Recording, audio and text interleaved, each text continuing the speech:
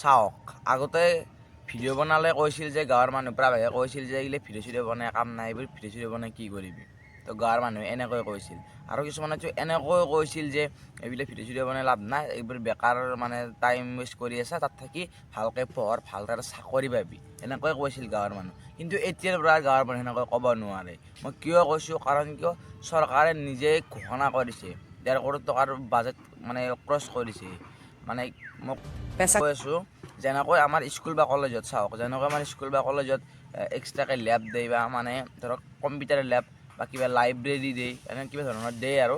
তো তেনেকুৱা ধৰণৰে মানে এইবাৰো মানে স্কুল কলেজবিলাকত মানে কণ্টেণ্ট ক্ৰিয়েটাৰ অৰ্থাৎ ভিডিঅ' এডিটিং আৰু গেমিঙৰ ওপৰত ছেটআপ মানে দিব এটা আৰু মানে সেইও এটা মানে ক্লাছ হিচাপত দিব। যেনেকৈ আমি ক্লাছ আৰ্টছ লৈছোঁ মানে বা সেনেকুৱাকৈ ছায়েন্স লৈছে, তেনেকৈ মানে ভিডিঅ' কণ্টেণ্ট ক্ৰিয়েটাৰৰ ওপৰত মানে এটা থাকিব ধৰণৰ আৰ্টছ এটা ছাবজেক্ট আৰু ছায়েন্সো এটা ছাবজেক্ট।